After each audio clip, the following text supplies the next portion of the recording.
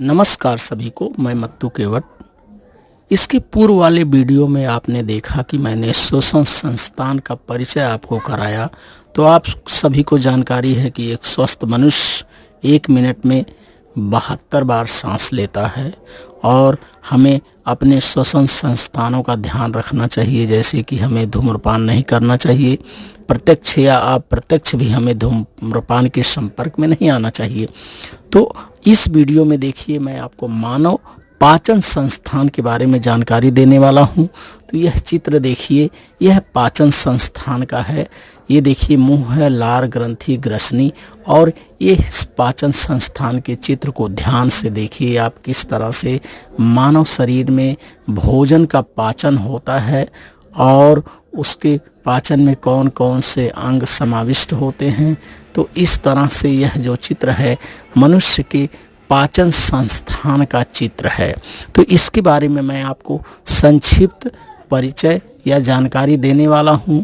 तो पहले ये पाचन संस्थान का चित्र के बारे में मैं आपको परिचय दे रहा हूं। जैसे देखिए, ये मुंह है, ये लार ग्रंथि यहाँ है और ये ग्रसनी है। ग्रसनी जो है यह श्वसन नलिका से जुड़ी रहती है। इसे हम ध्यान से थोड़ा, इसका मैं परिचय आपको करा दे रहा हूँ पहले, कि मुंह में ग्रसनी किस तरह से, जैसे आहार नाल और श्वसन नलिका दोनों ऊपरी सिले में एक दूसरे के समीप होते हैं। इस चित्र को हम ध्यान से यहाँ देखिए बच्चों। ये जो है मुंह है, मुंह के बाद देखिए यही श्वसन नलिका, और इसी को आहार नलिका भी कहते हैं। तो आहार नाल जो है और श्वसन नलिका दोनों के ऊपरी सिरे गले के अंदर जो है, ये गला जो है गले के अंदर एक दूसरे के समीप होते हैं, पास पास एकदम पास में होते हैं। आहार नाल और श्वसन नलिका के दोनों जो सिरे हैं एक दूसरे के समीप होते हैं। और भोजन का निगला गया ग्रास, जब हम भोजन करते हैं उसको कौर बोलते हैं या ग्रास बोलते हैं। जब आहार नाल में हम ये भोजन के ग्रास को मुंह में डालते हैं, तो जब आहार नाल में वह प्रविष्ट होता है, तब श्वसन नलिका का जो ये मुंह है यह बंद हो जाता है। श्वसन नलिका का मुंह जो है बंद हो जाता है जब हम भोजन अपने मुंह में डालते हैं। खाने में शीघ्रता करने पे भोजन का कोई कण यदि श्वसन नलिका में चला जाता है, जिससे हमें क्या लगता है, ठसका लगता है, जिसको सुरसुरी बोलते हैं, या हमें सूखी खांसी आने लगती है। इसलिए भोजन ग्रहण करते समय या भोजन खाते समय हमें जल्दबाजी या शीघ्रता नहीं करनी चाहिए, और ना ही हमें बोलना चाहिए। यदि हम बोलते हैं तो भी ये जो भोजन हमारे द्वारा खाया जा रहा है वो हमारे श्वसन नलिका में चला जाएगा। तो इस तरह से मैंने आपको आहार नाल और श्वसन नलिका के बारे में यहाँ मैंने संक्षिप्त जानकारी दिया। इसके बाद हम आहार नाल के बारे में परिचय प्राप्त करेंगे। तो आहार नाल देखिए, आहार नाल का परिचय मैं आपको करा रहा हूं और इसका मैं आपको वाचन करके बता रहा हूं कि देखिए आहार नाल का संक्षिप्त परिचय हम किस तरह से करते हैं। आहार नाल, हम जो भोजन खाते हैं उसका शरीर के अंदर पाचन होता है, अर्थात भोजन से रक्त में मिश्रित हो सकने वाले पदार्थ तैयार होते हैं। यह कार्य हमारे शरीर की अत्यंत लचीली तथा पर्याप्त लंबी नली के विभिन्न भागों द्वारा संभव होता है। इस नली को आहार नाल कहते हैं। इस नली का ऊपरी सिरा हमारा मुंह और निचला सिरा गुदाद्वार होता है, अर्थात आहार नली का जो है ऊपरी सिरा मुंह है और निचला सिरा जो है ये गुदाद्वार है। तो आहार नाल ये यहाँ से लेके मुंह से लेकर के और हमारे ये गुदाद्वार तक ये जुड़ा हुआ है। ये हमारे शरीर का क्या है, गुदाद्वार है। तो इस तरह से यह संक्षिप्त रूप से आहार नाल का क्या है बच्चों, परिचय है। अब आगे हम देखते हैं कि मुख से गुदादार तक एक ही नली जाती है, फिर भी इस नली का आकार सभी अंगों में एक समान नहीं होता। आहार नाल के विभिन्न भागों की रचना तथा उसके कार्य भी अलग अलग होते हैं। आहार नाल के इन विभिन्न भागों को पाचन संस्थान कहते हैं। तो इस तरह से हम आहार नाल और ये पाचन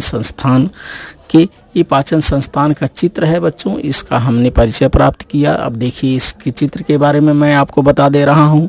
ये हमारा मुंह है, लार ग्रंथि है, ग्रसनी है। इसके बाद देखिए यह यकृत ग्रंथि है, यह यकृत ग्रंथि का चित्र है। उसके बाद यह देखिए जठर है, इसे अमाशय भी कहते हैं।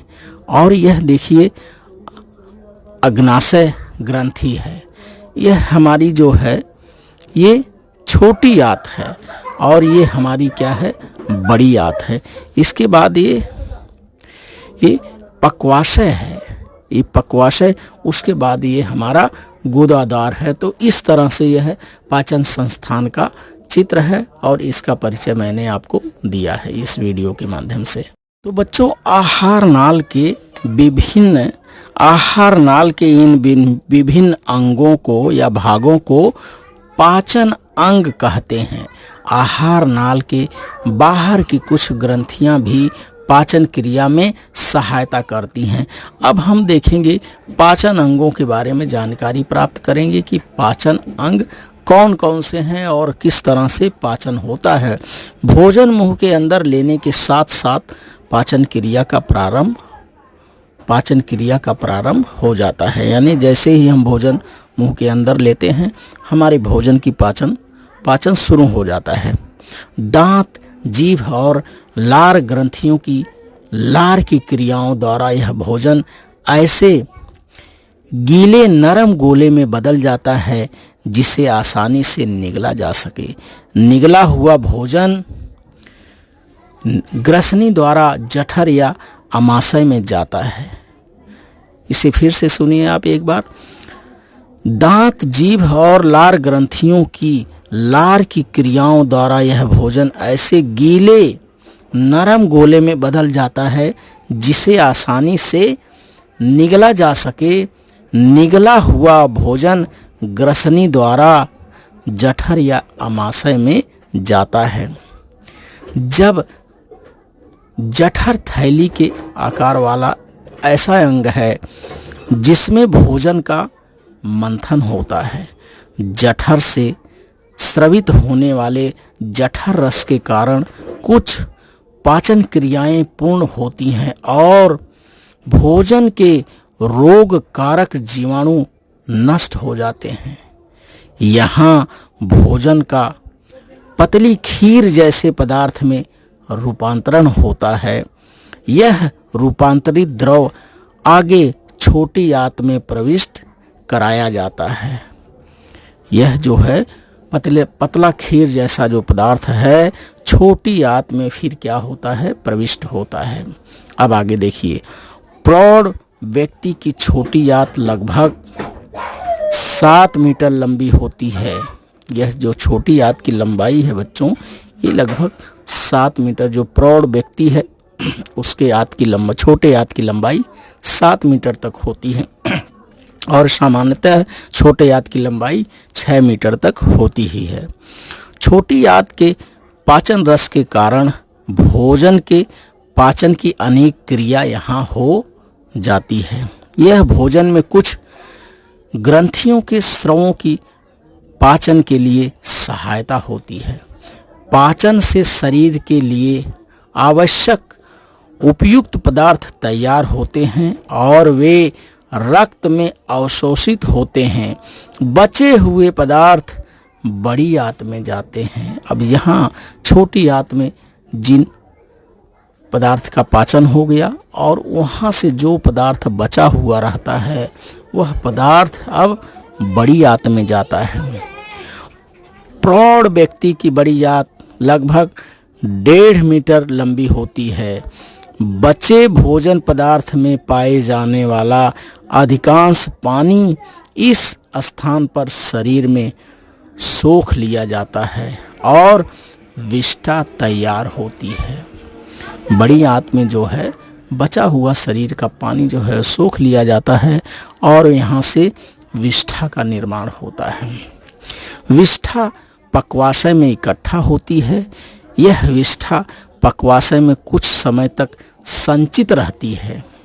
बाद में गुदा द्वार से विष्ठा शरीर के बाहर निकाल दी जाती है। तो इस तरह से हमारे शरीर के पाचन अंग है जिसका हम तो बच्चों भोजन के पाचन संस्थान का हमने परिचय प्राप्त किया। और देखिए भोजन पाचन का कार्य होने और आहार नाल में भोजन को क्रमशः आगे खिसकते रहने के लिए पर्याप्त पानी की आवश्यकता होती है। यदि हम पर्याप्त पानी नहीं पीते हैं तो कोष्ठबद्धता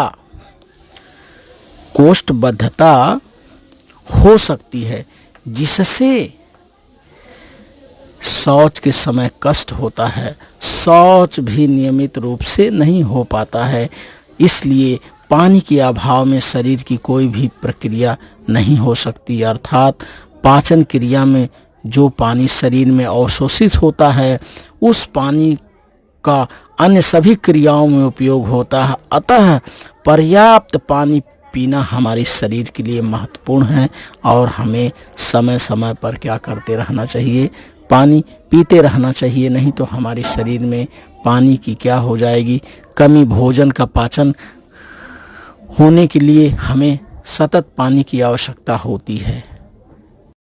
तो इस वीडियो के माध्यम से बच्चों मैंने आपको मानव शरीर के पाचन और पाचन संस्थान और आहार नाल की मैंने आपको जानकारी दिया और पाचन अंगों का परिचय मैंने आपको कराया। और देखिए भोजन पाचन का कार्य होने और आहार नाल में भोजन को क्रमशः आगे खिसकते रहने के लिए पर्याप्त पानी की आवश्यकता होती है। यदि हम पर्याप्त पानी नहीं पीते हैं तो कोष्ठबद्धता हो सकती है, जिससे शौच के समय कष्ट होता है। शौच भी नियमित रूप से नहीं होता। पानी के अभाव में शरीर की कोई भी प्रक्रिया नहीं हो सकती। पाचन क्रिया में जो पानी शरीर में अवशोषित होता है उस पानी का अन्य सभी क्रियाओं में उपयोग होता है।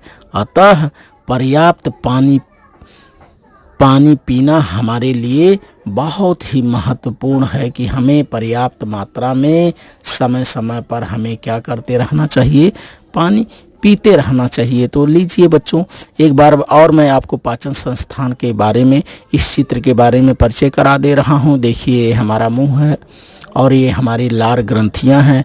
और मैंने यहाँ आपको बताया कि हमारे जो ये मुंह है, आहार नाल और श्वसन नलिका दोनों जो सिरे हैं ये गले में एक दूसरे के क्या होते हैं, समीप होते हैं।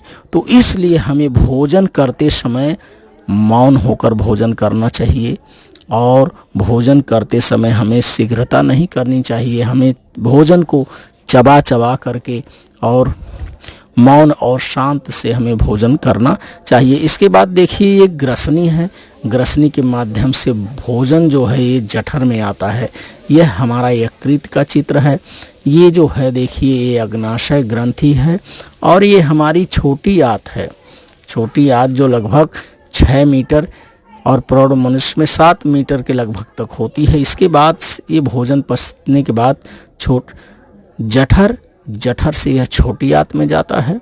छोटी आंत से जो बचा भोजन ये फिर बड़ी आंत में जाता है। ये हमारी बड़ी आंत है। बड़ी आंत की लंबाई लगभग 1.5 मीटर तक होती है। इसके बाद यहाँ से यह बचा हुआ भोजन जो है विष्ठा जो है पक्वाशय में जाती है। पक्वाशय उसके बाद ये गुदाद्वार है। गुदाद्वार के माध्यम से विष्ठा जो है शरीर के बाहर निकलती है। तो इस तरह से मुख से लेकर के गुदाद्वार तक यह आहार नाल जो है ये जुड़ा रहता है। तो इस वीडियो के माध्यम से आपने पाचन संस्थान अंगों का परिचय प्राप्त किया और धन्यवाद सभी को। आपको आगे आने वाले वीडियो के लिए आप मेरे इस चैनल को लाइक करें, सब्सक्राइब करें, बेल आइकन को दबाएं। धन्यवाद सभी को।